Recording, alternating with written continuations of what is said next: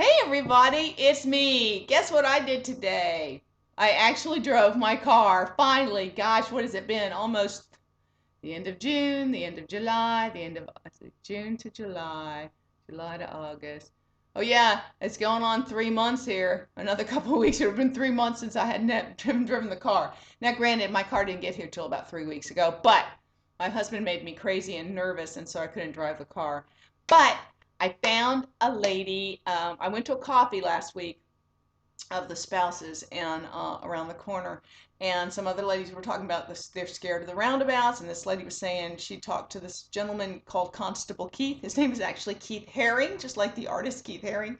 Constable Keith Haring, and he kind of works out of our neighborhood. He kind of monitors our neighborhood. He's awesome.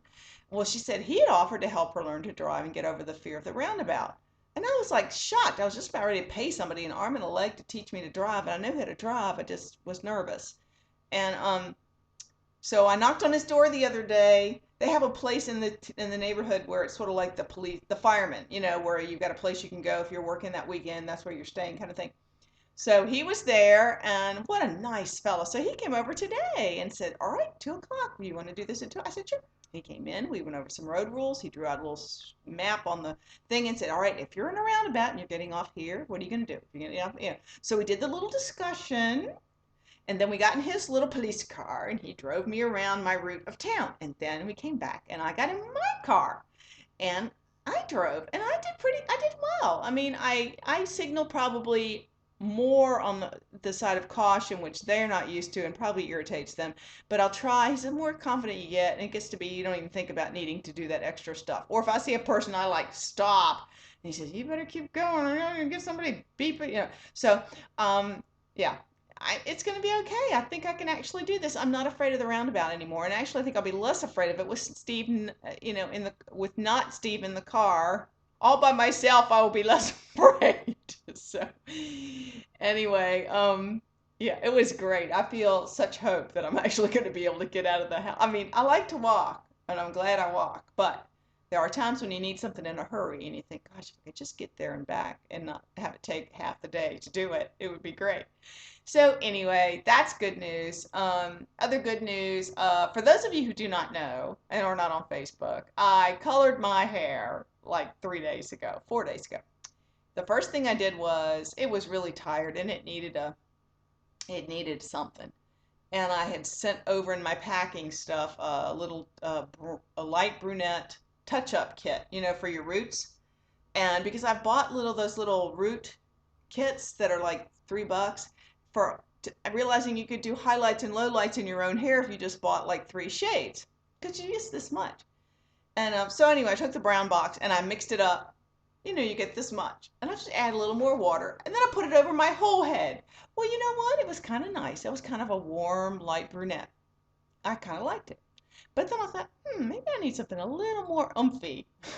So then I went to the store and bought a John Frieda Cooper Brown. Well, who knew Cooper meant copper? I didn't. I knew it had a little red in it, but I would never have bought something that said copper brown because I would have known better than to buy something that said copper in the first word.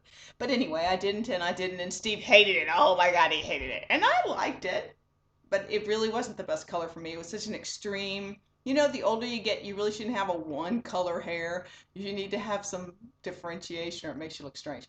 Actually, I enjoyed it for the day. But Steve hated it so much that it made me doubt myself. And so we went and bought stripper and I stripped it out for 2 days. I stripped it one morning and it ended up a kind of a medium strawberry blonde that was rather tired looking. But this morning I got up and I said, okay, I'm going to do this. So what I did was take the last of the stripper, which you're supposed to throw away, and it smelled really like that whole chemistry experiment with the rotten eggs thing. Wasn't good. But I put it on my head anyway, and I let it soak for another hour to see if I could get a little more color out. And then in the meantime, I looked on the internet to study how do you get color out of your hair, with home products, do it yourself. So I tried a couple of those things too, and which were like washing your hair with dish detergent and or like if you want to get your color out of your hair quickly at home. I mean, when I color my hair and I don't like the color, I usually wash it about 6 times right away. So I washed it a few times with this stuff, and I used a neutralizer on it that came in the box, and at the end of the day, oh, it turned out like this, which I think actually looks not, it's sort of like I said, a medium, it's a nicer shade of medium strawberry blonde. I did not do anything else to it. Now I'm gonna turn the light on. The kitchen light's not on because I thought you might be able to see a little better what actually, now with all this light, you really can't tell what color it is. But anyway, I think Steve will like this all right. And in the meantime, I have my light brown hair dye over there in a box that I can either use if he decides, I should, or if I, want to try that later, I can, or whatever. So I'm back to myself. It was fun for a minute. I felt like I was getting to play roles in a production, so I get to be different people if I just put different colors on my hair. It was fun. Anyway, that's about it that's going on. I've spent the morning cooking beets. Let me see. Here's the kitchen. You notice I painted the wall. I painted the wall. Let me give you a tip about painting. I have one wall I could paint because you have to put everything back the way it came when you leave. I'm just coming to show you what I did. I went to the hardware store and got some paint samples, paint patch things, and matched them up to what I had.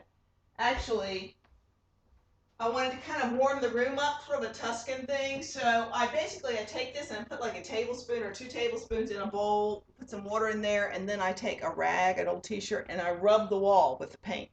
So, and if I thought it was still too bright, then I put some coffee in it and I rubbed it again. So, I probably will do a little more, maybe put a touch of red in a little bit, get a little more of an orange, kind of a more golden yellow, to match the gold that's in this little picture here. And to make this picture go better with it, because we got this at the thrift, I took some of the yellow paint from the thing on my finger and I kind of, wherever there was white highlights, I highlighted it with the yellow to kind of pull the yellow into the picture there. That's do-it-yourself Sally style. Okay, and what am I doing today?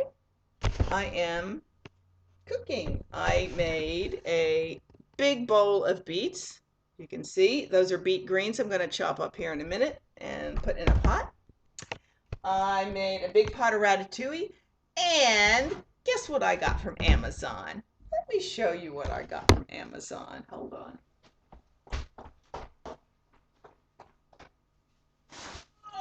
Oh.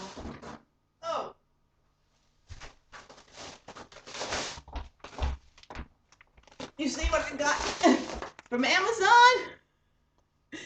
This is what a 25-pound bag of eco-friendly or whatever quinoa looks like. Oh my gosh. Are you sure this is 25 pounds? I bet it's 50 pounds. It feels like 50 pounds. Anyway, quinoa is really expensive over here. And I didn't eat a lot of quinoa before, but I figured 3 years is 3 years. And potatoes were getting awfully easy to pull out of the grocery store because potatoes are rampant and easy to get and cheap over here. So instead of starting to think about eating white potatoes very often, I figured, you know what? Steve's eating healthier. He's doing great on his green smoothies for breakfast. I'll get this quinoa. And even at $80, which it was $80, that will last us 3 years. So it's like, a few bucks a month. Whereas it's like $12 to get like 5 ounces of quinoa here. So I said, no, I think I'll be buying some right now. So I got this big bag. And then the only thing I couldn't find enough of was, you know what I've come to find, don't you? Look what I found finally. This is 2 kilograms of lentils, and that's 4.4 pounds. And this was, I think it ends up being like $1.10 a pound for me to buy these lentils. And believe me, that's US prices. That is not, normally I can get a little tiny thing for 99 pence, and I have to keep going back getting these 1 pound bags. I was so excited. I bought 5 of these. This is enough lentils for me for many, many, many, many weeks. And I was excited. They had a whole bunch of Indian spices and stuff. And this is at their Asda, which is like their Walmart.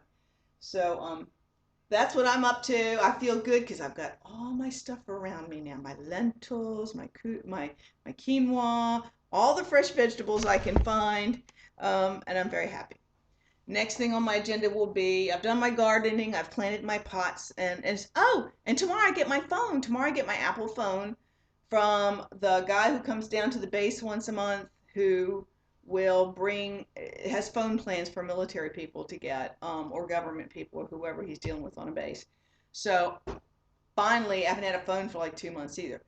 Finally, going to have an Apple phone, be able to FaceTime with my daughters, do all kinds of stuff. It's more user friendly. I've never had anything like this. Please God, let me be able to use it and not be a moron. So I'm excited about that, and it's free.